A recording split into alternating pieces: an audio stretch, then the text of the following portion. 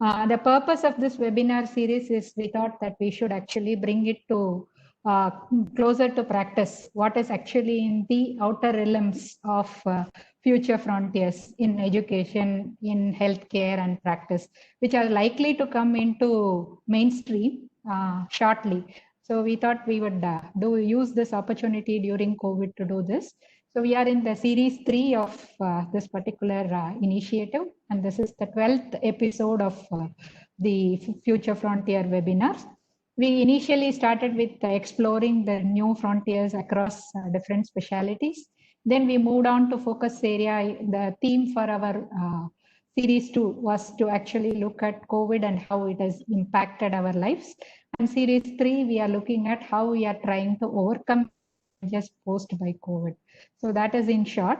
In series 3, we started last time with infection control practices, how an institute of national importance, that is the AIIMS Institute Bhopal, have come up with strategies, protocols, and systems to ensure that their infection rates are very much under control and to prevent transmission within the healthcare workers and from the facilities.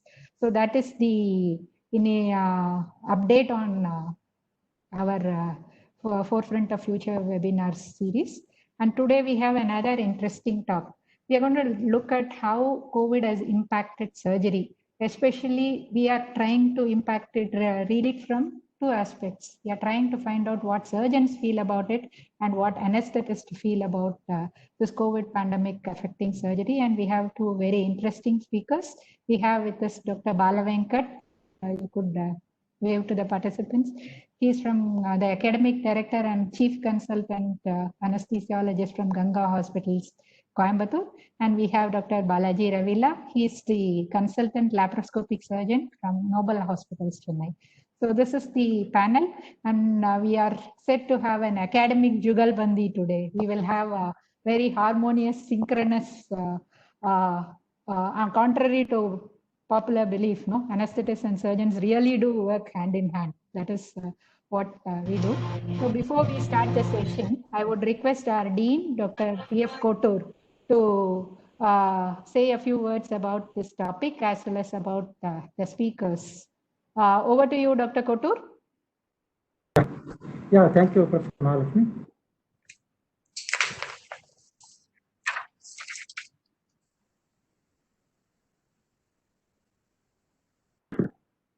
Am I audible now? Yes, sir. Please go ahead, sir. Very good afternoon to all the participants and the esteemed resource persons for this webinar. And head of the institution, I take this opportunity of welcoming our esteemed speakers, Dr. Balaji and Dr. Bala Venkat, a surgeon and anesthesiologist, for this webinar, and sharing their thoughts and their first-hand experiences in this critical period of the time. And this welcome you on behalf of the University at large, our Chancellor, Dr.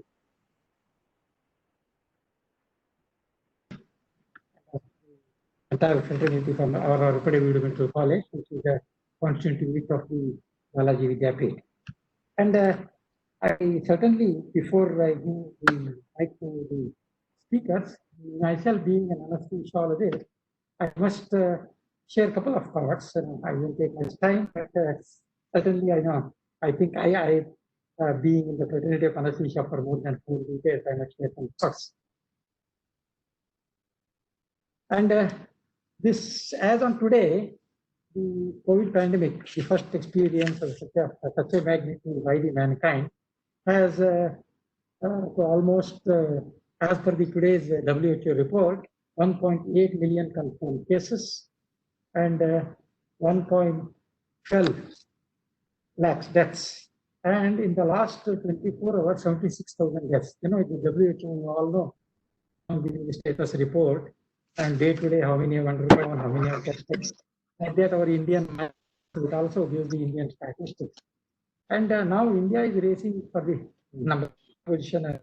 I don't hope that it will achieve that. But anyway, now as it stands on today, we are in number 3. And now the number of cases, positive cases, number of deaths, everything has been exponentially increasing day by day.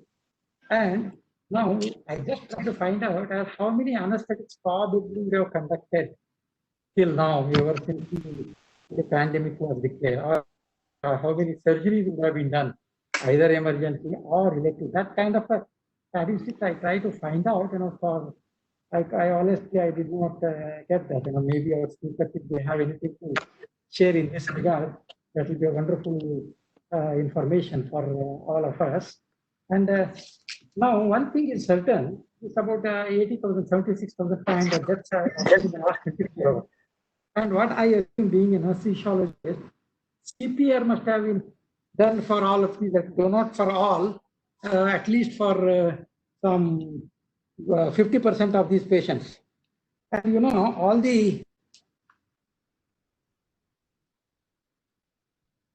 the activities concerned the anesthesiologist will be doing, including the CPR, are the ones which are generating the aerosols.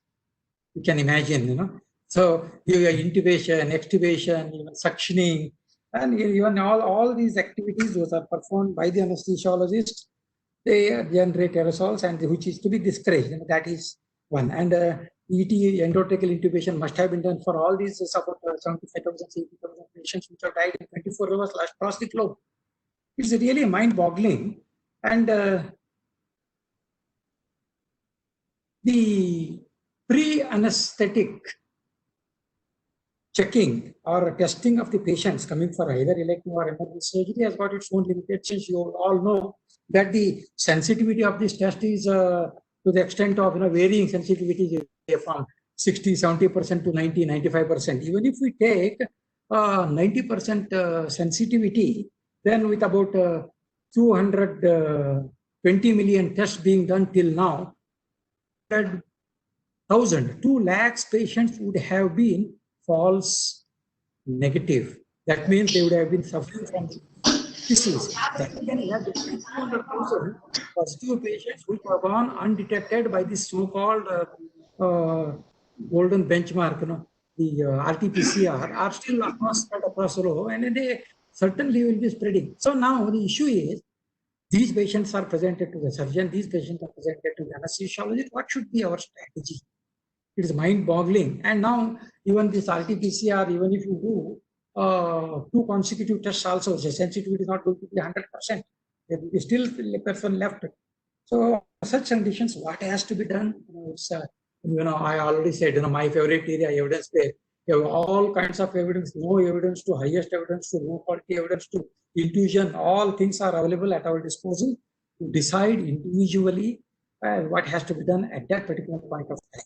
And our duty is not only to see patient safety, we have to have the safety of the healthcare personnel, including our own self or surgeon as well. So these are some of the thoughts that came to mind. Only thing I end up by saying that in such a confused state, really what has to be done, the guidelines and all, are coming every day updated. Again, it's coming. Every society, every organization, every government across the are having, any standard journals, Lancet, New England Journal of Medicine, British Journal, everybody, Canadian Journal. It's virtually not possible to go through any of the guidelines. Then finally, when the patient comes, emergency comes, will be really at a loss as what to do. So finally, what I say that, it will be our inner evidence, intuition, and a good intent to do something good for the patient. That is the Hippocrates oath. If you can't do good, at least don't do harm, that kind of a thing. We have to follow many of them. These are some thoughts that came to my mind, and I once again, Balaji and Dr. Bala Venkat, I must tell that Dr. Bala Venkat, in one line, his detailed introduction, Professor Mahalakshmi will be doing or already gave, I don't know. He is the one who brought our country, India, in the international map of anesthesia. This is what I can tell. One, he is an academician, he is a researcher, he is a good clinician, and he brought our country in the international map of anesthesia. And Professor Balaji also is a wonderful surgeon. I was going through the number of surgeries he has performed, variety of surgery, advanced surgery, mind-boggling. But one thing as an anesthetist which drew my attention was he has done more number of gynecological surgeries than general surgeries. I was really quite interesting. Anyway, wonderful. Such a eminent persons are there to share. We must welcome them. Thank you very much. Thank you very much, sir, for that. Thank you for that introduction, sir. So we'll go into the formal introduction of our speakers, even though you had a sneak peek from the Dean. So the first, we would have the anesthetic perspectives, because always A comes before S. That's what I would say. So our anesthetist, we always put them before this thing as surgical colleagues. So sir is a senior consultant, and he is also the academic director from Ganga Hospitals, Coimbatore. And he's a founder president of Academy of Regional Anesthetists of India. He is a global member for advisory panel on the for new products for regional anesthesia. He has received multiple awards: the Academic Excellence Award from Coimbatore IME, State IME. He has received the Global Alumni Award from the Rotary International USA, the Best Doctor Award, etc., etc. And his favorite area is this thing. And also he runs the courses on Regional Anesthesia Fellowship, that is through the World Federation of Society of Anesthesiologists. He's the course director for Regional Anesthesia Guidance Center, that is from Germany, and he has done multiple workshops on ultrasound guided regional anesthesia.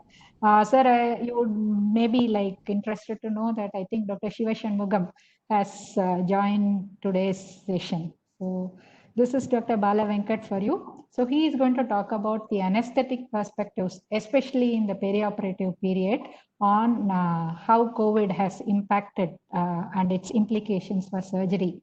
So over to you, Dr. Bala Venkat. I am making you the presenter. Dr. Bala?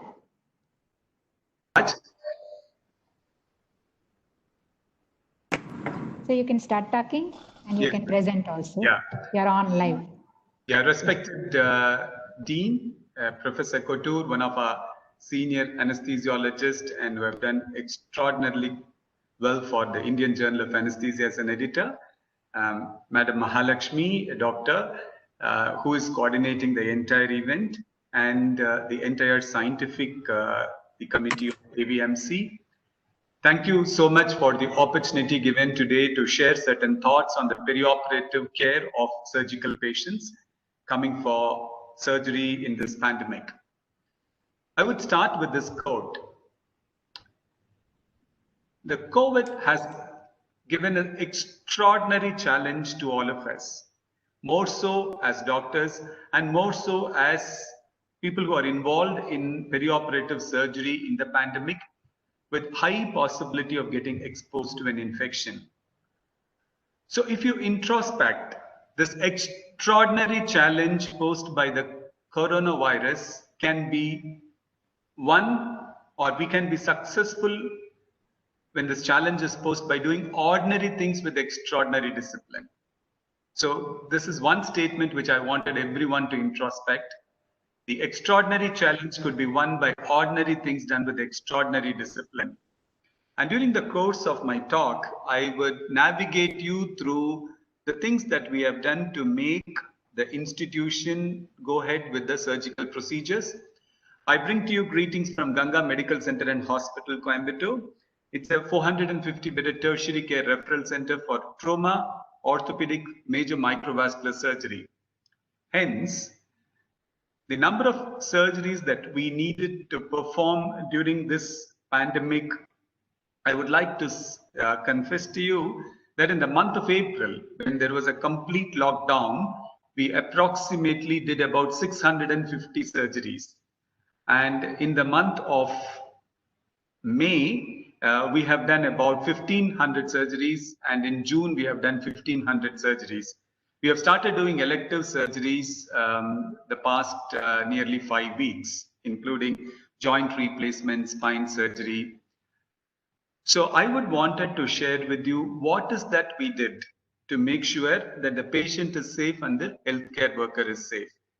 I thank the opportunity given by the ABMC. I was so happy to see this quote by your Chancellor, "To dream is not enough, to dream and achieve is what is required." I thought it was an excellent statement. And now we come to this pandemic. Now, how long will this last? Can we start elective surgeries or we should wait? The biggest concern is if you need to wait for the elective surgeries, you are putting in enormous amount of discomfort to several patients who are waiting for elective surgery because of the pandemic. If we all know that this will last another 1 week or 2 weeks or 1 month, then you can say you postpone. But already we have postponed surgeries for 3 months. And the current epidemiological status indicate that we are going to have a surge, especially in the state of Tamil Nadu, between July and August. And there is going to be a lull in September. Again, there is a possibility of another big surge in the month of October and November. That means the pandemic is expected to go at least minimum for a period of 6 months. Do we all decide that we won't do any surgeries for this 6 months, or do we go ahead by doing surgeries? Tomorrow is certain to be very different. That's why we should start reframing the future today by our acts. The lockdown did produce a lot of benefit to this country because it created awareness about the disease in the community. And as physicians, we gained time to learn about the disease. The way we ventilate, the medications that we give has completely changed, completely evolved. Like we have started using steroids, antiviral drug remdesivir, anticoagulants, which were never used in the first month of the disease. So the lockdown helped us to contain the disease. In the process, we gained time to learn about the disease. We made our health infrastructure better by equipping hospitals with more equipments.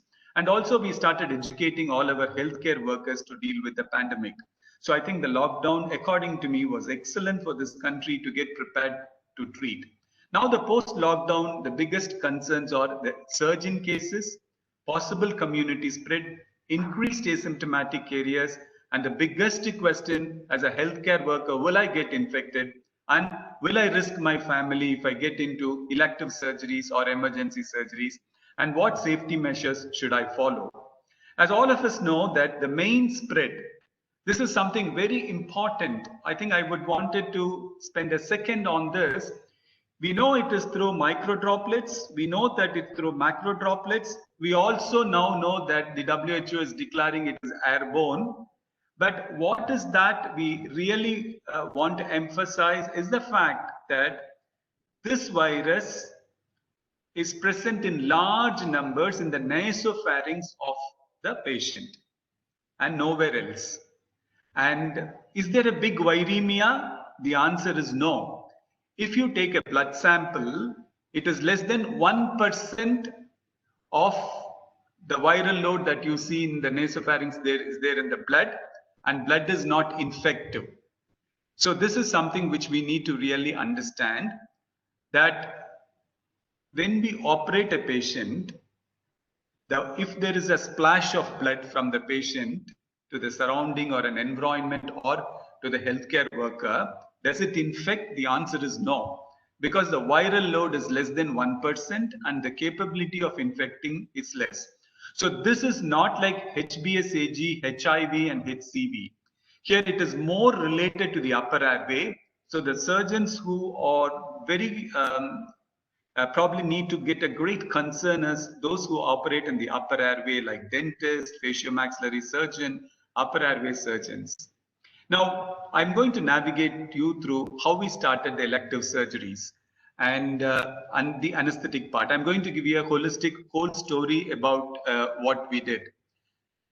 This I took up from the MD Anderson Cancer Center in Houston, Texas. This is the leading onco center for the entire United States. And the number of people who are entering MD Anderson in Houston, even during this pandemic, have been close to 10,000 people, including their staff, their OPD, and the patients who are getting admitted. And I would wanted to tell you that they did not stop their elective surgeries throughout the pandemic in spite of having a huge surge of cases in Houston itself. So they continued their elective surgeries because they thought the malignant patients cannot wait and due allowance have to be given to them and they need to be operated. So they continued the elective surgeries, and importantly, because of the measures they did, the healthcare workers did not get infected, nor the patients who are getting admitted in the hospital for surgery got infected inside the hospital. So what did they do? They did this concept of castle. So MD Anderson, like in the olden days, you had the castle, and around the castle you had a big moat or a ditch. So to prevent the enemy from coming in. And then you see a small narrow bridge. So only through this they can come. So MD Anderson had 30 entrances, which they boiled down to 8 entrances to guard. So the enemies coming inside are decreased, and they increased the alligators, restock the alligators in the moat. So you protect your castle by doing this extra efforts, and the same thing we followed. What did we do? I'll quickly go through that. We followed strict protocols. So we made the entry, just 2 entry, and the minute they come in, we made changes in the infrastructure. That hand wash was done, wipes were given, sanitation was done for every person entering inside the hospital. So Ganga Hospital is a castle, and nobody with fever can enter inside. Nobody can enter inside without hand sanitation. Nobody can enter inside without the temperature monitoring. And if they have temperature, they refuse to allowed inside, whether they are a patient or whether they are an attendant or whether they are a staff. And they go to the fever clinic to evaluate. So this is something very, very crucial. And it was vital that everybody wear a cloth mask, all the attendants and the patient, and every patient had only 1 attendant allowed inside. And this is something which is very important. And we did measures for physical distancing everywhere, inside the hospital throughout. And those who come before the appointment time to the OPD, to prevent the OPD from getting crowded, extra areas were created outside the hospital where they made to stay, and only during the appointment hour they were made to come inside. So I just wanted to, we had dedicated isolated wards for and a separate entrance for patients who come in for emergencies. I'm going to talk to you about what we did to our, and this is some special consent form which we created, we got from every patient to allow us to take a sample for COVID-19. All the surgical patients, whether it's emergency or elective, had the COVID test done, the PCR. And also we had a line saying that I don't hold the doctors and the hospital staff accountable if I develop an infection during the process of my treatment inside the hospital. So this consent was obtained from them. And I just wanted to, because 40% of our cases are emergencies. They come with major injuries, and the minute they come to the casualty in the trauma, they received with full PPE for all the cases. The stretcher boy, the casualty staff, the casualty doctor, everyone is in a PPE. On arrival, immediately the COVID sample is sent, the blood samples are done, face mask is put on the patient. If they are unstable, we shift them to the resuscitation room, which is in the 4th floor, and which is the ante room of our operating theatre, handed over to the anesthesia. The trauma resuscitation is by the anesthesiologist. So this is handed over to the anesthesiologist, and everything is done in that resuscitation room by the anesthesiologist, including the starting the lines, everything. We have the ultrasound machine there, we have the X-ray machine there. So everything is done in one particular place, so the patient doesn't go anywhere, but all the investigations, what needs to be done, comes to one particular place. And everyone is protected with a PPE because we consider every patient as a potential possible COVID positive case. And then subsequently, for every polytrauma, only 2 attendants are allowed inside. They are given a pass, and only those people can be with the patient, and nobody else can come inside, and all of them are given face masks. And once it is done, then we take them immediately for emergency surgical procedures. Until the COVID report takes about 6 to 8 hours. We don't wait for the report to come. All precautions are taken. Surgery is done, and once the surgery is over, the operating theatre is sealed and closed for disinfection. And it is usually about 2 hours time is given before we wheel in another patient inside. And this patient goes into an isolated post-operative ward. So by this method, we made sure that the healthcare workers are protected, and also we had a clear pathway for all these major emergencies which are coming in. So not a single patient was refused a surgery because he did not have a COVID report. And if they come with non-emergency procedures, like for example, a fracture forearm, distal radius, or a fracture femur, all these patients immediately had a COVID test and a blood report, and they were sent to the first floor, which is the isolated floor for the isolated ward for all the patients who could be possibly COVID positive. So until the report comes, all of them stay in the first floor. They do not go for x-rays, they don't go for scans, they don't go for anything else. So admission to the first floor, and nothing is done on them until the COVID comes. Once the COVID comes negative, then we shift them to do all the investigation. So this is a simple formula which we made so that they don't infect the system.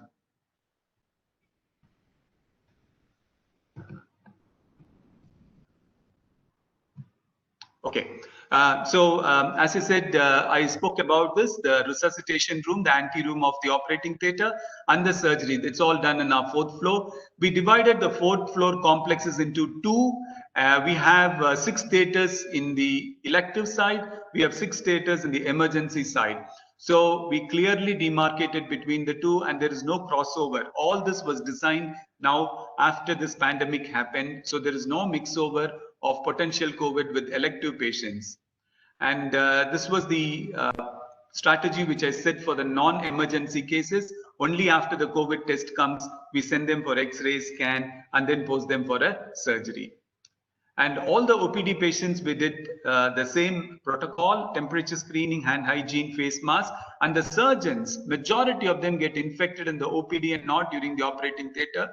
So we made sure that all of them were wearing an N95 mask and a face shield, and if they're comfortable with a glove. And every staff in the reception, all the administrative staff had a 3-ply mask and a face shield and a good hand hygiene. So we continuously had normal OPDs during all these days. And if elective admissions, the OP admissions come, the same thing.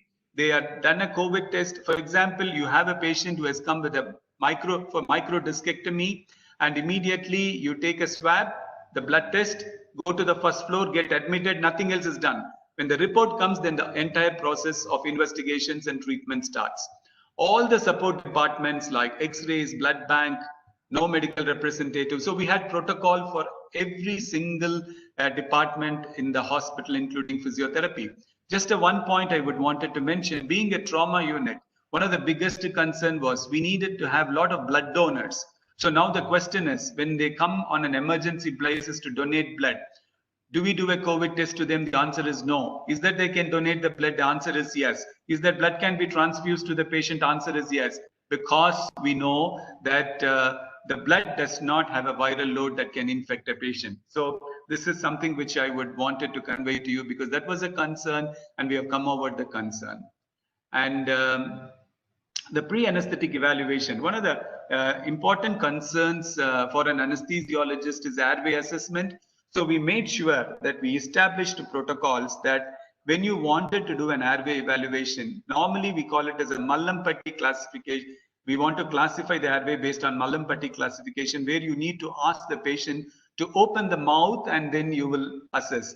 So this particular thing we completely avoided during this COVID pandemic, and the evaluation is done only at a distance of about 3 feet for the cervical, the movement, and the flexion and extension at the leg, and the Mallampati was never done. And we were sure that we will be able to handle, because we have video laryngoscope, fiber optic bronchoscope inside the operating room. So this is one small change that we did, but there are various methodologies that have been told by several anesthesiologists, like you stand at 6 feet and ask them to open the mouth, and some of them do a teleconsult and all this. So, but however, I don't think it needs further discussion, because most of the anesthetists will have their own method of assessing the airway. But single most important thing is Malampatti need not be done.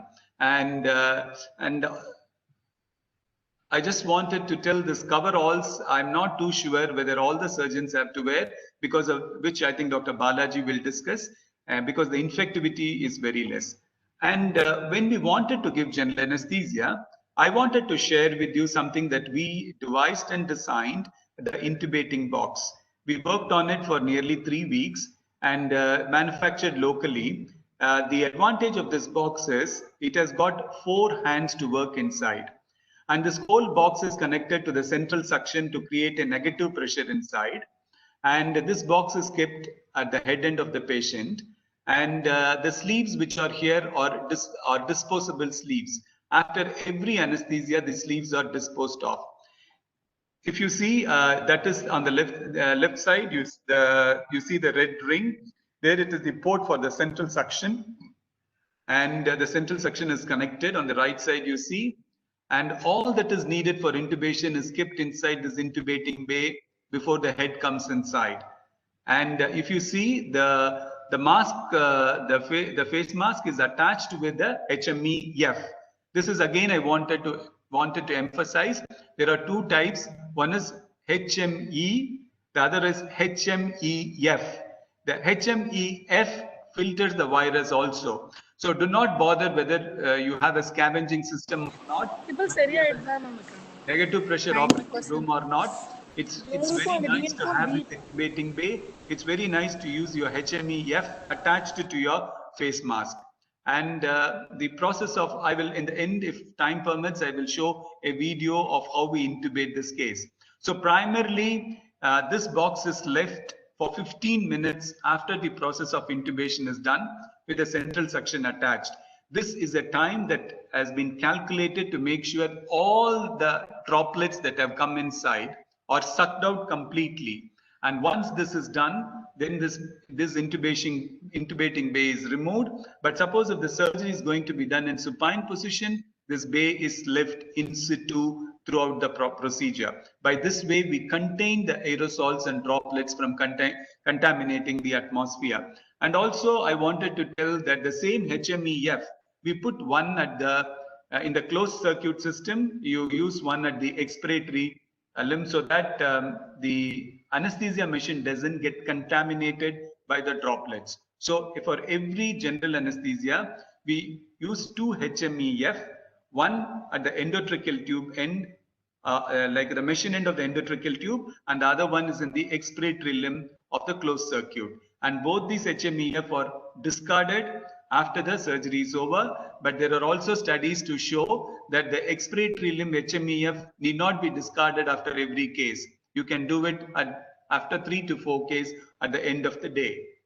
Now, this regional anesthesia and COVID, I think we know, as Kotur sir said, aerosol generating procedures are the ones which contaminate the entire areas and increase the infectivity. And one of the highest areas where aerosol is generated is during the process of giving general anesthesia, intubation, extubation, mask ventilation, fiberoptic bronchoscopy, and when you want to do an endobronchial suction and CPR.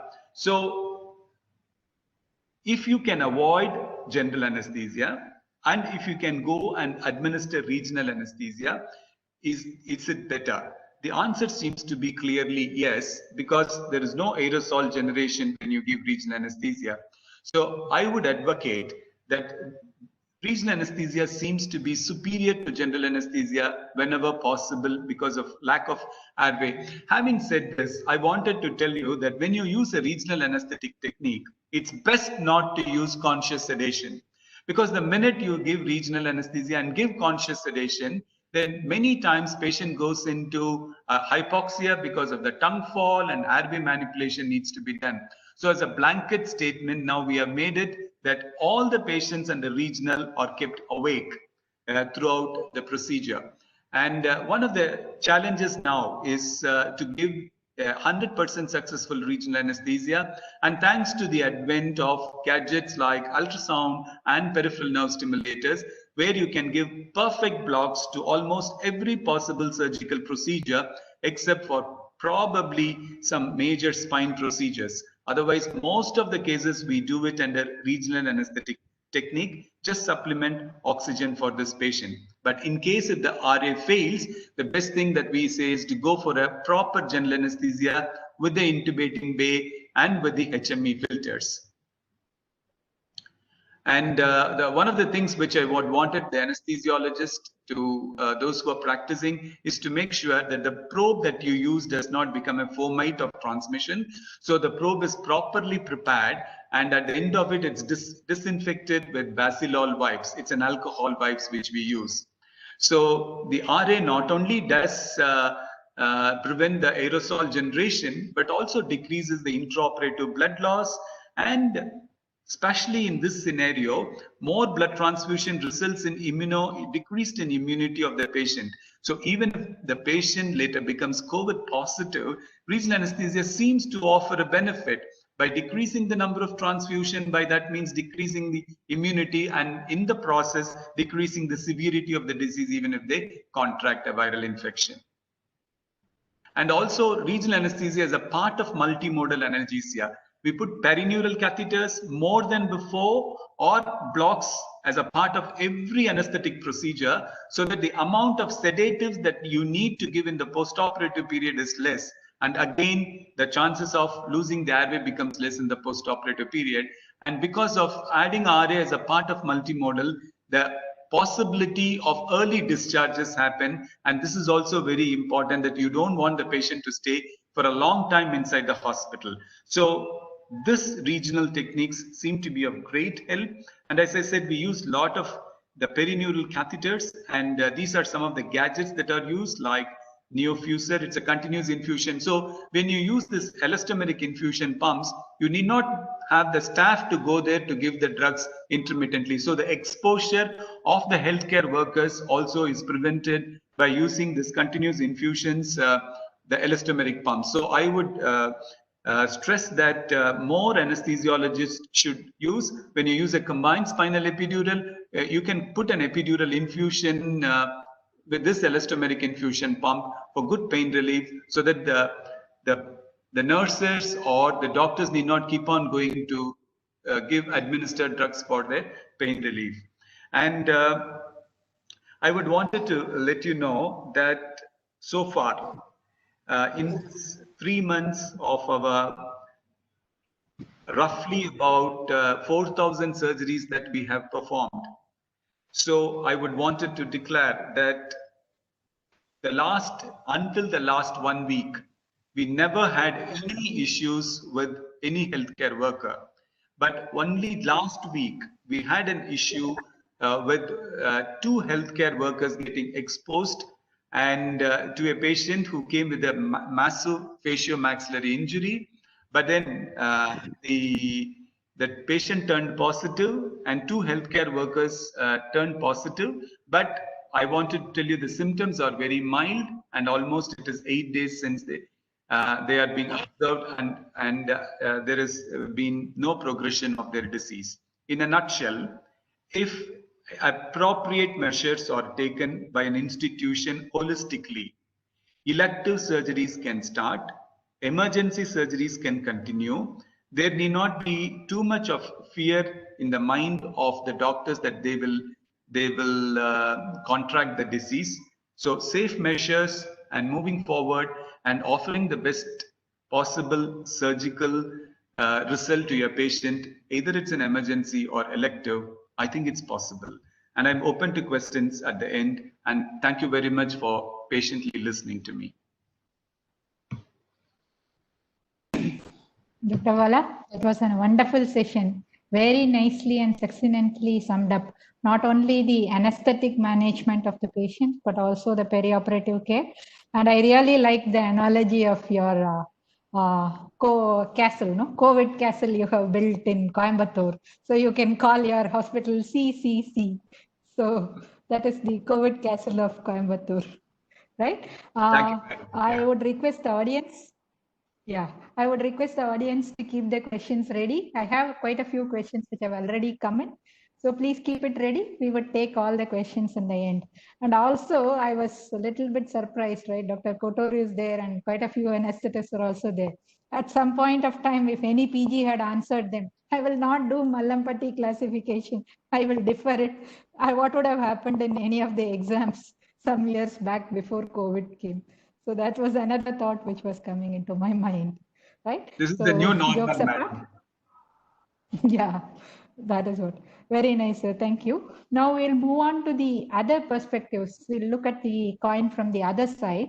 We would look at how surgeons feel about this COVID pandemic and what are the initiatives and implications are there for surgery from their point of view.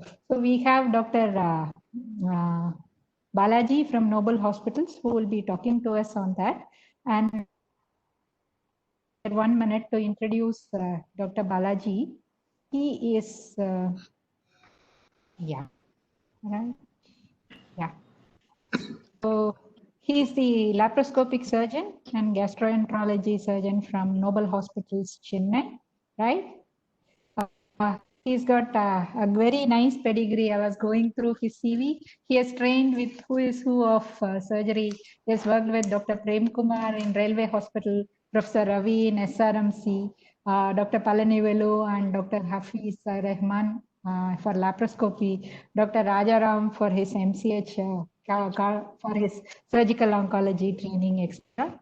He is also has a diploma in advanced laparoscopy from France. He has undergone advanced laparoscopic training from Germany, and he is also a fellow of gastrointestinal endosurgeons. And he also does quite a few bariatric and cancer surgeries through single port laparoscopy. So a lot of things. This is a short intro, and we would request Dr. Balaji to take the screen space and then talk to the people about the surgical implications of COVID pandemic. Over to you, Dr. Balaji. Thank you. Thank you, Dr. Mahalakshmi. And good afternoon, everybody. Thank you for having me on this show, sir. Thank you, sir, to the Dean of AVMC and Mahalakshmi Madam and Bala Venkat. It was a lovely presentation, sir, very crisp. And I heard you speak very well in our presentations, and today was no less. So regarding my presentation, Madam, can I have that on the slide there, if I can, or shall I go impromptu? Yeah. Can I have my slide there? Yeah. No, it is 7 minutes, sir. Yes, madam. Yes, madam. So to be in Chennai, sir, Noble Hospital was the third hospital to serve the COVID patients right way back in the May first week, if I'm not wrong. So we took the bold initiative because there was complete panic here, and I was also among the crowd who believed that our country will escape because we are a hot country, or we thought Indians are much more adept in their immunity handling microorganisms because we have been exposed to them right from our childhood. So many theories were propounded, but all hell broke loose here, and we, along with Maharashtra, were the most populous in COVID patients. So we in Noble Hospital, we had a tough time initially. I would say that, as Bala Venkat was saying, this COVID has completely changed people's perspectives, and we had a very tough time just retaining staff. So just to retain staff, we almost lost 60% of our staff were not coming to work. So it was a very, very tough few months. In April, our occupancy dropped drastically, and surgeries, non-COVID patients, I don't know, I mean, I've been reading about it. There is no work happening in Chennai, and this is a story of all the hospitals here. But then something dawned on us, me and my team here. We convinced about actually the trigger came from 4 of my nurses who tested positive. And instead of going the other way, we quarantined them, we gave them support, and they, after So like that, slowly we recruited more and more and more, and we have about a group of 30 people now who are doing some great work. I would proudly say that, can you go to the next slide, madam? I'd proudly say that 350 patients have been discharged from Noble Hospital up until yesterday, roughly about that number. Of course, we had our share of fatalities, and we had our share of ICU and all those things, but thanks to the team and emerging treatment protocols, which have helped us to, I wouldn't say conquer it, but definitely if they present early to us, we are able to manage. The only important thing which we gathered is if they were coming to us within the first 5 days of their presentation of the symptoms, they were usually, we were able to manage, and they used to come out of their disease. So with that, I would be very crisp in presenting mine. So I want to divide mine as pre-operative, perioperative, and post-operative. So pre-operative for the surgeon and for the patient. See, what we did is, I would say 80% of the consultants in Chennai haven't gone to work yet. They're all at home, and many of them, see, I'm not debating this, each to his own. They have not even come out. Many of my neurologists, my cardiologists, and they also refuse to see a patient without a COVID report. I also refused to operate on a patient if there was no COVID report, but things are slowly changing, as you might understand by the end of my presentation. So for a surgeon, we converted all our electives. We operate on electives only if we are forced to. Like gallbladder, we usually manage them medically, and appendicitis, we manage them medically. And if there was a prolonged procedure, then we were not doubling. I mean, we were trying to see if we can manage it medically or postpone the procedure if they turned COVID positive. So we are trying to push it another 14 days later, because at that point, the infecting dose was the main fear among us. So we thought, as healthcare workers, the dose at which we're going to get this might be a little higher, and so we slowly evolved into respirators and other things. And of course, OTs with HEPA filter and central airflow were selected out. Those OTs like the casualty OT or the emergency OTs which didn't have this completely were closed off, and we weren't operating in those theaters. And protecting the nasal and oral routes. Of course, at that point, and even at this point, COVID doesn't spread apart from the nasal pharyngeal route, skin or waterborne or foodborne, but there is some evidence, anecdotal evidence coming from all over the world debating this particular point. But I'd safely say that at this point, it is only through the airborne aerosol route. And surgeons, when I say surgeons, see, not all surgeons or not all doctors are fit enough to handle the COVID pandemic. So we were very particular that those among us who are seniors or diabetic or other comorbids were completely kept off the operation theater. And if they had any mild symptoms, either the operating staff or the surgeons, we tested them immediately for COVID. And during that process, one of our surgeons was tested positive, and many of our staff also tested positive, but they all were quarantined and they're all fine today. Luckily, we didn't lose any of our staff. Can you go to the next slide, madam? So pre-operative for the patient. So for the patient, there are many things which I have to bring it to your notice, because many of them are asymptomatic. So that is, and many patients do not present correctly. Already, my colleagues will understand that patients usually say things like, if they have fever, they would say body pain. They would not even mention it as fever. And cough, for them, cough is productive cough. The other cough, they say, தொண்டல முழுங்க முடியல, dryness இருக்கு. So they wouldn't say a symptom as a symptom. So we have to really get it out of the mouth. So that was a challenge. So we have to really get the history correctly. And in Chennai, the problem is because of the huge numbers, people were scared. People were scared to even present themselves out. The government to quarantine them was a big challenge. Many of the patients didn't want to even reveal the exact true nature of their symptoms. So getting the patient to admit their symptoms correctly was a big challenge, and we made sure that was happening. In Noble Hospital, like Bala Venkat was saying, we have a separate the car park. We had a separate enclosure where fever clinics were started. So anybody with cough and fever had a separate clinic, and they were not supposed to come into the hospital through the routine entrance. And that's how we segregated patients as possible COVID and other symptoms like abdominal pain. And but unfortunately, even abdominal pain can turn out to be COVID enteritis. But then we could do what we can given the circumstances, and we had a tough time. Many of our patients got very angry because they thought we are not taking care of them. We had a tough time convincing them that this pandemic is real and all of us have to be protected.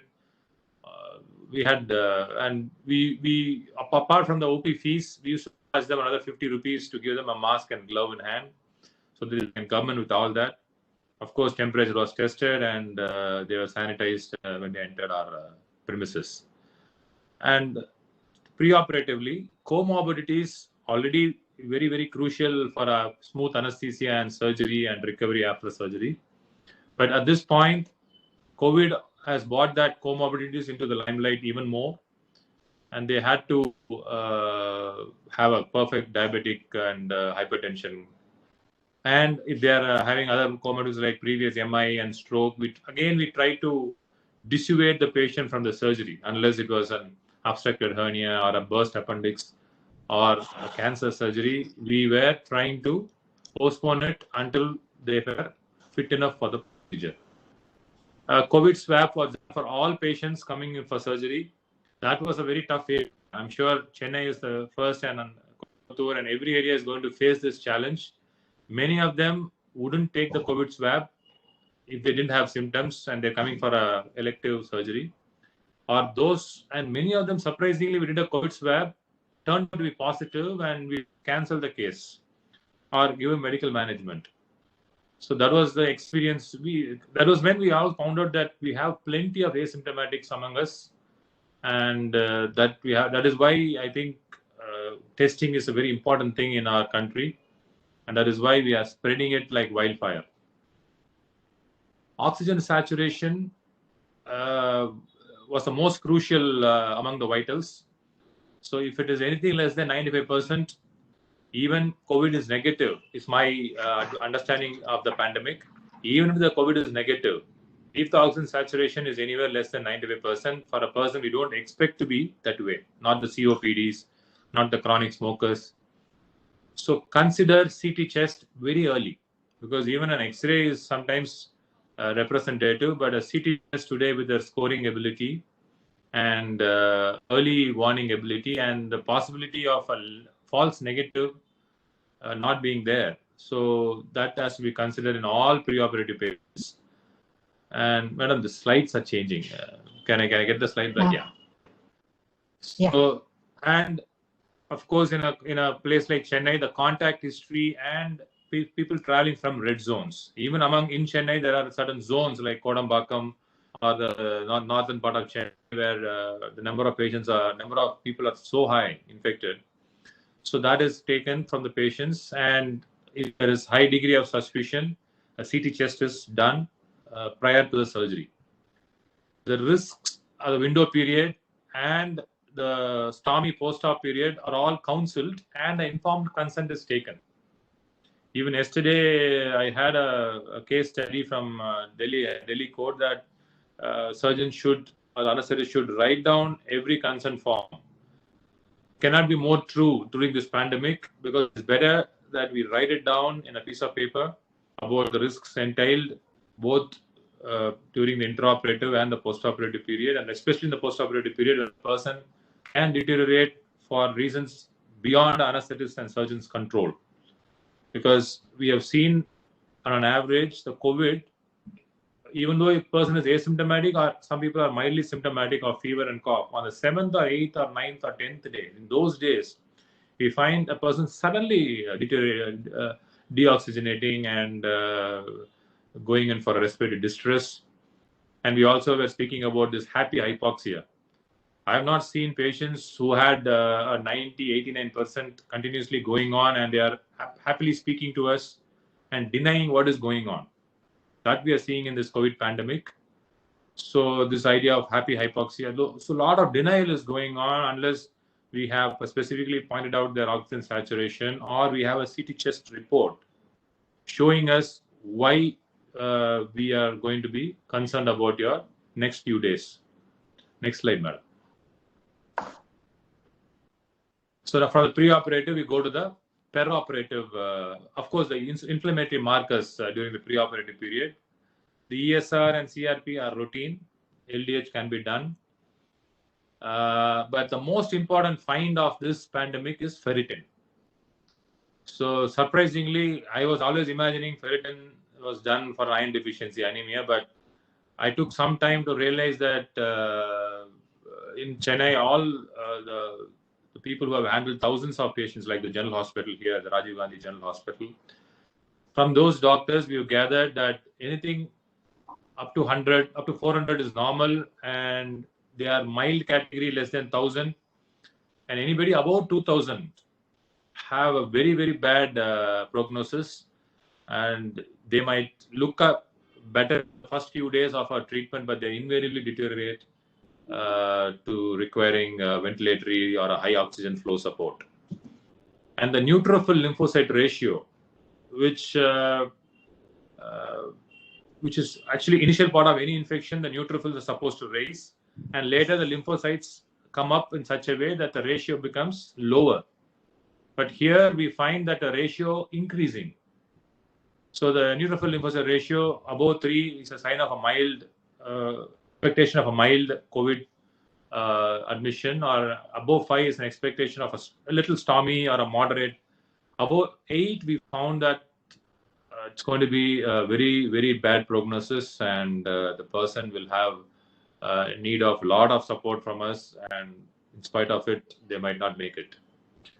The IL-6 is one of the inflammatory mediators, the cytokine, and the sudden deterioration when a person, sometimes we send home a patient in the 6th or 7th day, the 9th day they come back after 6 days of monitoring them, 7 days of monitoring them, they're gone home, and the 9th day they come back in a very, very sick situation. So that is how it is. We've been monitoring them, and so IL-6 as a prognostic factor. If it is above 7, it is a dire prognosis where a person can deteriorate. This usually comes about 48 hours before the person is going to become sick. And D-dimer, of course, we've been using it for pulmonary damage. Anything above 0.5 is also indicating a bad prognosis. Next slide, madam. So perioperative is where the action is. Of course, we in Noble Hospital, our elective cases were all controlled, and only emergencies, like I had a diverticular abscess, I had a few perforated appendicitis, I had one redo bariatric who had an issue. So like that, we had cases coming in only for certain emergencies. So we did about an average, and orthopedics were happening, Professor Singar Vadivelu. So about 40 to 50 cases in a month we were handling in the last 3 months. Especially in the last month, this month it is better. For those cases, the most important thing we have followed here is, apart from the preoperative care, is perioperatively we don everything, including our respirator. I'll be showing a picture of the respirators. Earlier we bought a respirator, and that was a little bit foggy, because fogging and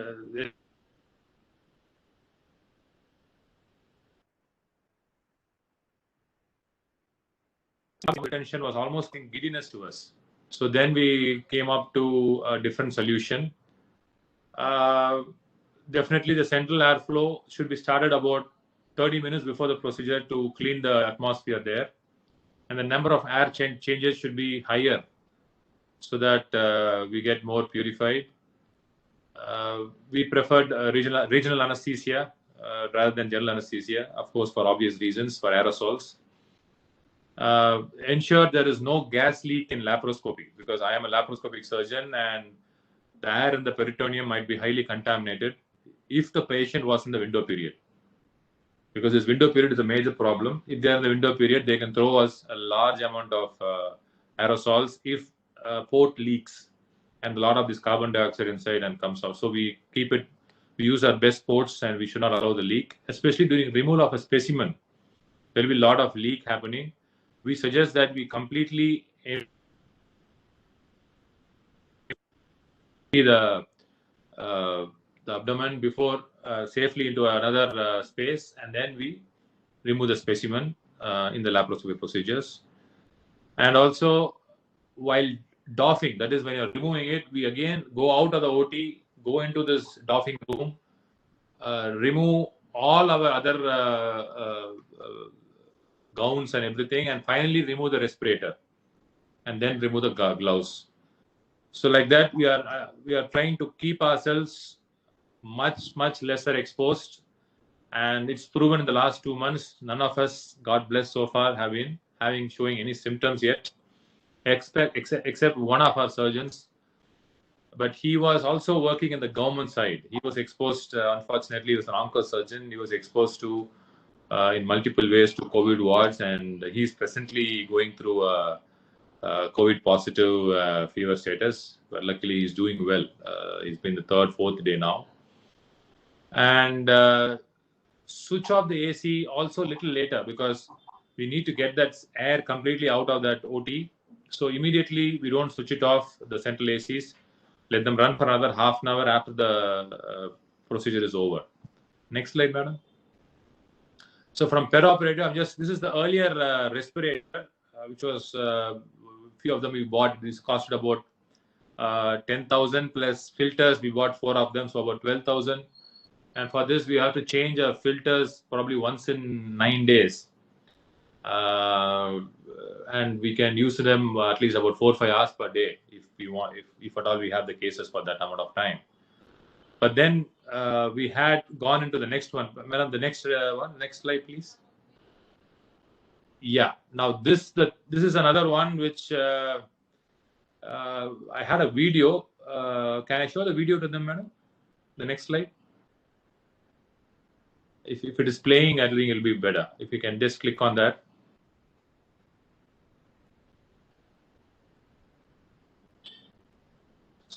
So this appears to me as one of the best solutions for fogging, and it keeps a person a little cool, because we get really hot wearing these gowns, wearing these airtight gowns. So this is a wonderful new invention from 3M, and it has produced about 170 liters of gas per minute. We only breathe in about 20 liters of that, and the rest is only circulating and keeping the gown cool, and our visors free of fogging. Thank you, madam. Shall we go to the next slide? So next will come the post-operative phase of the whole thing. The respirator, a few things, if you want to look up respirators, these are the few things you should look for. You should have the total inward leakage. So less than 2 is the best. Particle filtration efficiency, about 99% is the best. And breathing resistance. This is important, because you can't, if it is more than 3 mbar, you really find it hard to breathe. You cannot really feel, you feel suffocated. So anything more than, even 2.5 mbar is the best ideal situation, but anything more than 3 mbar will be very difficult for us to breathe. And liquid splash resistant. During surgery, of course, blood products or pus and many other effluents of the patients can touch us. So these things should be splash resistant. So these are the points you should look for when you're buying your protective equipment.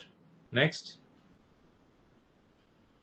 Yeah, post-operative, we retest COVID as indicated. If the person develops a cough or an unexplained fever in the post-operative period, we test them again.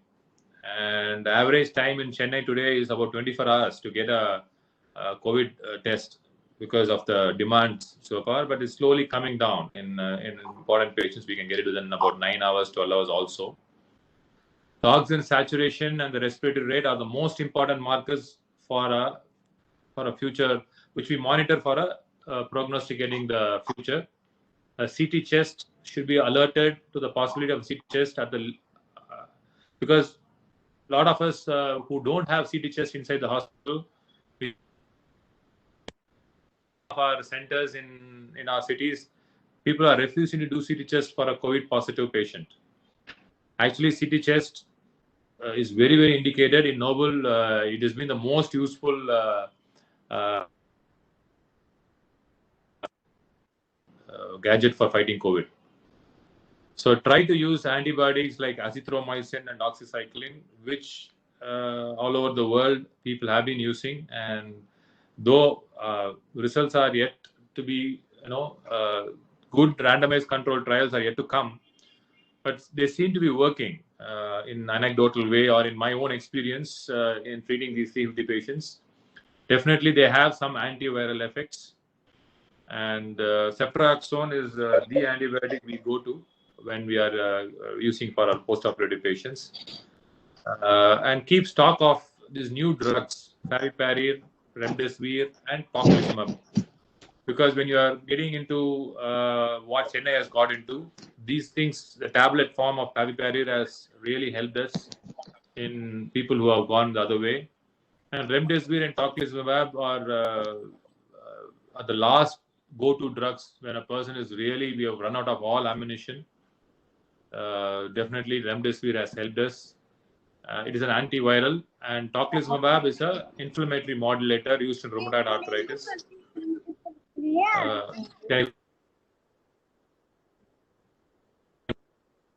Can I go to the next slide, please?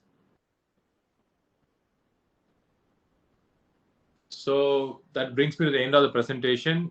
I can proudly say that in my lifetime, I never expected this situation. I imagine God will punish us in different ways, but here it is completely out of control, and we don't even have proper investigation, like even an antibody test. Like if I want to do an antibody test, my microbiologists or my immunologists are telling me this COVID is not even producing a proper standard IgM and IgG, which can be tested.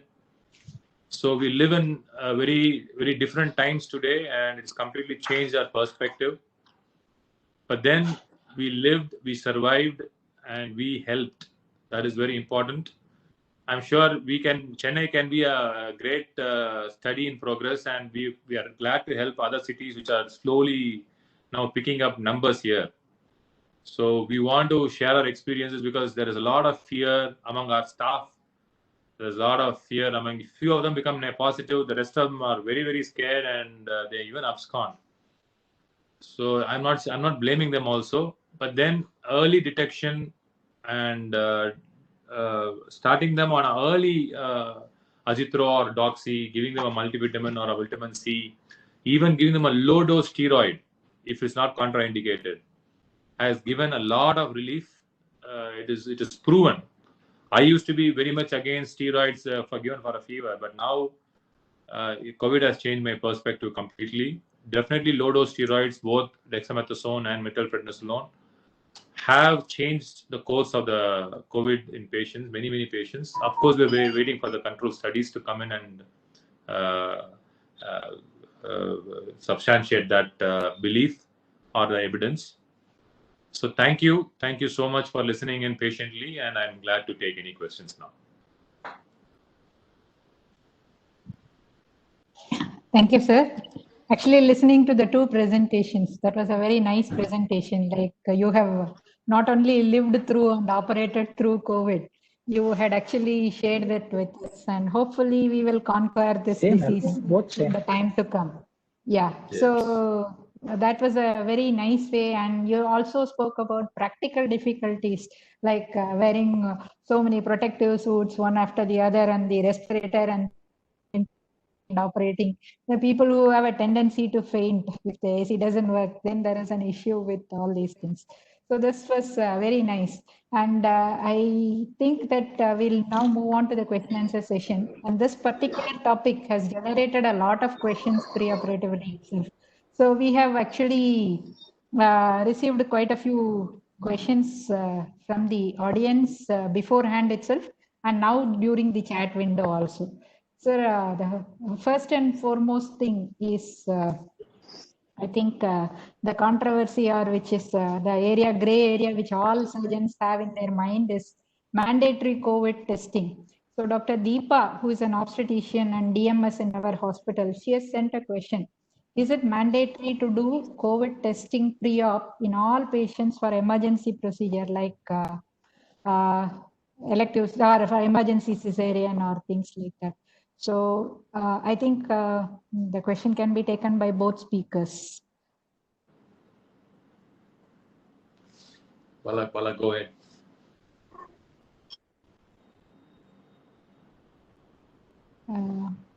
I don't see. Dr. Bala?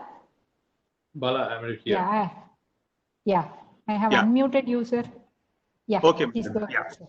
No, actually, to answer to this question, I think COVID test to be done to every patient coming in.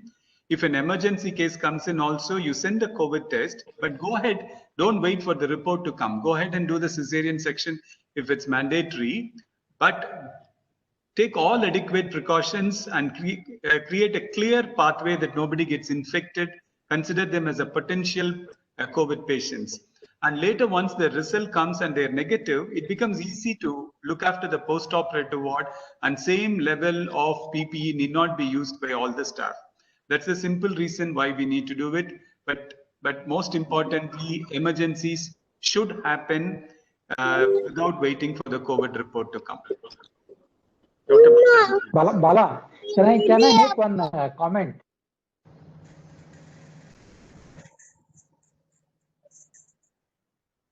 Go ahead, sir. Dr. Kotur, please go ahead. You have to unmute him, madam. He can unmute. Yeah, he's unmuted. Yes, sir. Instead of performing the test in the pre-operatively or pre-anesthetic checkup and think that, it is a false negative patient and getting a false impression of security, go ahead with all the procedures of anesthesia, and subsequently, if you are unlucky, this false negative patient will be a positive patient and getting infected, getting the team infected. The strategy will be, you already said all patients are positive, but the test makes no meaning. That because that kind of we remember when HIV had started, universal precautions. That kind of approach, I think, is admissible. Thank you. Thank you for sharing that, sir. Yeah. Dr. Balaji, you want to add something to yes, sir. To add on to that, sir, if the pandemic becomes very intense in our areas, the general staff and everybody wants to know the status when they are involved with us. I mean, it's a choice which we can make. No. The entire team is not on the same page. So when you get a test done, okay, emergency should be handled, but as Bala was pointing it out, if you can get a test done, post-operatively, any lethargy in wearing PPE, any lethargy in wearing all these things will not be happening, because not everybody follows the rules. But once the person is COVID positive, their bulbs are burning brightly, and they follow the rules when they handle the patients, and they don't become inadvertent carriers of the virus. Okay. Thank you very much for taking that question. We'll move on to OT preparation. Actually, Dr. Dr. Muhammad Khalil is professor from Deccan College of Hyderabad. He has sent a question about what do you do to sterilize the OT during the COVID? When do you do it? How often do you do it? And what agents do you use? Dr. Venkat, I think you would like to go first.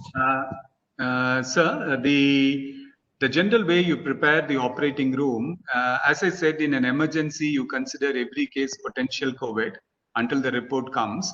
So what we do is, as soon as the surgery is done, the agents that are used are: one, you go for a fumigation; number two, sodium hypochlorite solution for the floor, and all the contact surfaces to be wiped with Lysol or alcohol wipes, 5% Lysol, or we have Basilol wipes, and close the operating room for 2 hours, complete shutdown, and then you open up.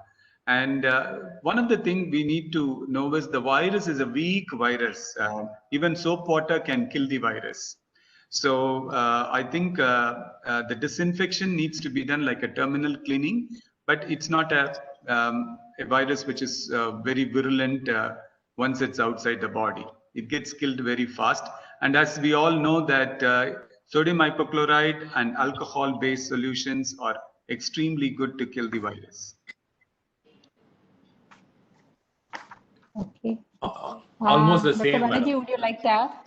Okay. No, but I think sir summed it up very well. Thank you. Okay, thank you. We move on to the next question. Actually, we have discussed quite a bit about general anesthesia, regional anesthesia, orthopedic procedures, and emergency surgical procedures.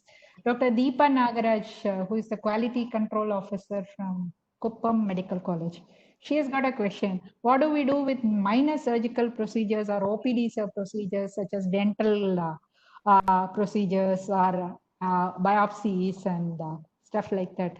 So is there any specific precautions? What do we do there? That is the question. Madam, if I can answer this question, as I said, if you have to protect your castle, there is no difference between a minor and a major procedure. It's an all or none law. Really? Yeah, you follow the same protocol for every single person entering inside your castle. So that makes it very simple that none of the healthcare workers will get infected. You do everything for the major procedure and don't do anything for the minor procedure, and everybody gets infected because of the minor procedure. So same protocol we follow for everything, including patients who have to be given a small short sedation and anesthesia to do an MRI or a CT scan. Even then they have to undergo this. See, in follow-up to Bala, see, I just want, if they had different criteria for minor or major, okay, the world says the prolonged exposure can have more infective phase and a minor exposure might not have that.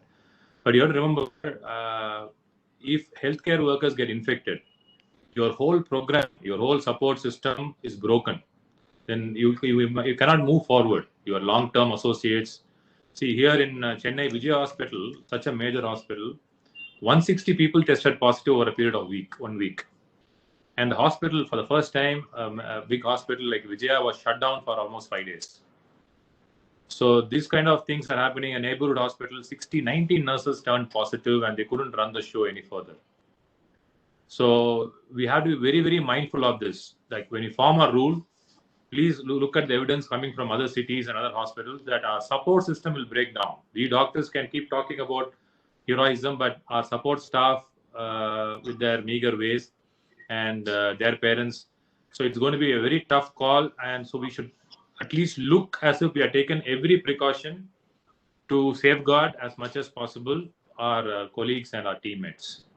Also, sir, Dr. Balaji just wanted to add, though we are a non-COVID hospital, Yes. we have created in the separate isolation ward that we keep these patients until the report come and later Yes. shift to the other ward. In the same place, we have created place for all those staff nurses who probably got exposed to positives, which came few cases like that. So we have a quarantine ward inside for male staff, for female staff, for doctors to quarantine. If we say that this support system is available for them, then they're willing to work. Very good. Yes, sir. See, that's exactly for those of us. See, initially we had a lot of confusion ourselves in Noble Hospital. So we had one ward for COVID, another set for non-COVID. But then what do we do for people who come in an emergency and we don't know them? So we had an isolation ward where we had about 6-7 beds, but they became full very fast. And for every floor, we had one big floor allocated to our nurses and doctors who turned positive. I think that is what has made them become a part of our team now. They all they were almost 14 days in our hospital. We provided them food. Now they are our real frontline workers. Now they are doubly enthused, and they know the support we have given them and the care we have given them. And now they are propagating it to other staff that COVID is not such a bad thing, and we are able to overcome it. So that is a great positive which is added on to our frontline workers now. Madam, I think as collectively as doctors, we need to be pretty scientific, and we should not be so chaotic in our thought process. And across this country, no human life should be lost because an elective surgery or an emergency surgery cannot take place. I think we fail as the duty of a doctor if you refuse, keep on saying that I may get infected, and not offer the best to the patient. And I think also because of the fact that the pandemic is going to last for maybe 6 months to 9 months, you can't say that I will not operate and make hundreds of deaths happen because of your non-performance. I think all of us have to move forward with a clear, definitive plan, safety measures in place, but surgeries need to go on. And all these surgical colleagues who have been sitting inside have to come out, because I think time has come for them to. Now there are examples, evolved strategies which needs to be followed, and the benefit needs to be passed to the patient. That is very succinctly and very nicely put across, sir. Thank you very much. We'll move on to some other issues which could take place during this. One is about the consent and the legal implications of a consent, which is very binding, like saying that I will not sue the hospital if I become positive during the course of treatment. So that's something which is a little unsettling for the patients. What do you think about this specific consent process during surgery? And Dr. Balaji was saying on and on. What do you write, and how do you ensure that what you write is what needs to be written?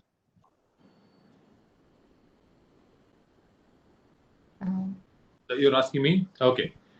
No, I'm throwing it to both the speakers, so you can go ahead and. Bala, you go first, Bala. You go first. No, actually, Madam, I showed a consent form which we have printed now. Okay. Like the consent form includes a consent to take the test, and number 2, a consent form which says that if I become positive, I will not sue the doctor. So I'm not too sure about the legal implications, but most importantly, when the patient understands that the doctor has come forward to operate him in spite of the fact that the pandemic is going on, when several hospitals are shut, it itself, you are building a kind of a relationship between the patient, and also tell them that there is a possibility that because hospitals are places where the COVID transmission can take place across the globe. It has been shown that hospitals are the breeding places for the COVID, especially so in hospitals which have both COVID and non-COVID ward. Clear studies, the studies have come across the globe to show the hospitals which have both together, for some reason, there have been more chances of negative patients becoming positive. But also it is important when you tell the patient that you are negative today, you may become positive tomorrow, not because of anybody, but because of you. You are in a phase where the viral load is not high. Later in few days, the viral load become high and you can become positive. So you yourself may be harboring the virus inside. So I think a clarity that you give to the patient and the attendant, and you go ahead and do the surgery. And when they feel good because the surgery happened and the suffering is less, I think none of our patients are going to sue you. We go more by faith and more by the personal communication that you make. And I think most of the times we keep talking about legal things and we fail to do what we need to supposed to do.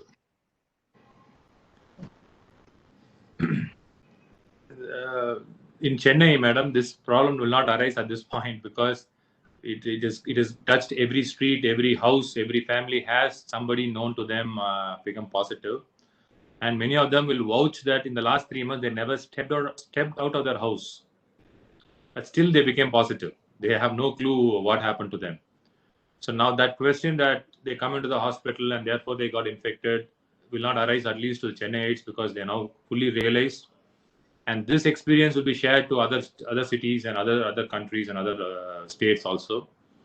So the virus is having many deceptive means of using us as guinea pigs.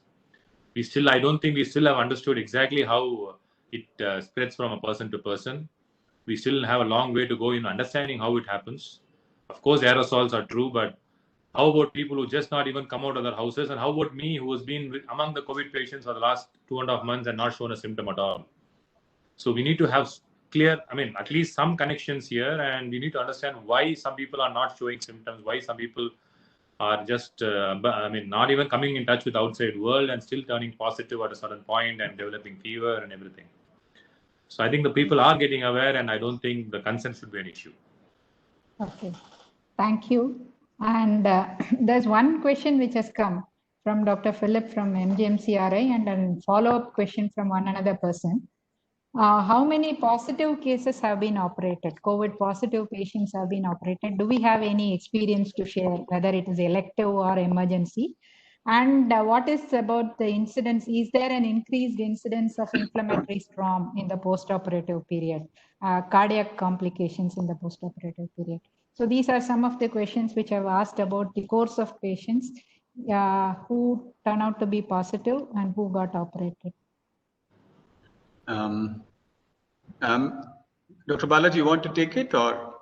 No, you go ahead, Bala. I'll answer it because you go ahead. You answer it. No, actually, regarding operating on a COVID positive case, a known COVID positive case, there are two things, madam. One is, as we know that out of 100 cases, 90 cases, it's just an additional finding and it doesn't affect the system.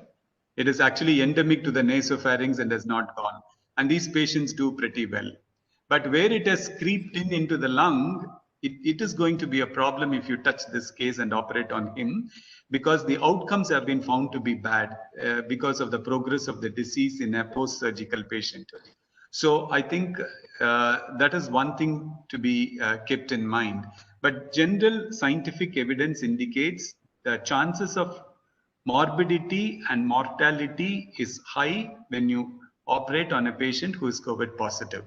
So if a COVID positive case comes for an elective surgical procedure, the best is to wait for 2 weeks until the whole disease process is gone off, but operate on him if it's a life-saving emergency. Perfectly summed up, madam. I think that's what I would have said too. Perfect. Okay. Actually, I think we have almost taken most of the questions. Okay. Yeah. Then I don't know, like whether it is. One more question is from Dr. Sampath, Professor of Surgery, PIMS, Pondicherry. If the surgeon already has IgM antibodies, should he still go ahead and get tested for COVID if he has come in contact with a patient? That is the question, I think. Actually, basically, primarily, I think if a surgeon comes in contact with a patient and he has got an IgM antibody, as far as I think this disease is concerned, it has confused everyone completely, madam, in every aspect of it. So I think if somebody comes in contact with, the surgeon comes in contact with the patient and becomes, even in spite of having antibody, I think quarantine is a must. And then probably he needs to test again for a PCR then to come in. Because the reliability of the kit is a question, then the kind of an antibody detection, everything is under a question in this particular clinical scenario. COVID has produced multiple challenges in every aspect of the disease. And I think it's better to follow the same protocol that we would follow in spite of the antibody report. Okay. In follow-up to what Bala said, if you followed the news, all of us, in UK, there was a huge thing about testing antibodies and they completely failed because it was producing plenty of false positive and false negatives. Even on our own ICMR, suddenly one day they announced that antibody testing is to be done for understanding the population. And then they went back on it and 2 and 4th. And even in Noble, we had a vendor who was trying to sell us the antibody thing, 700 rupees per pack. And I thought it would be a great idea to use it. But then we'll be either falsely convincing people that they are already immune, or we might keep people in the tenterhooks that I'm not positive, I'm not going to negative, and all those things. Still, there are still a lot of studies are coming in. The IgM, IgG antibodies for COVID are not a standard association with the disease.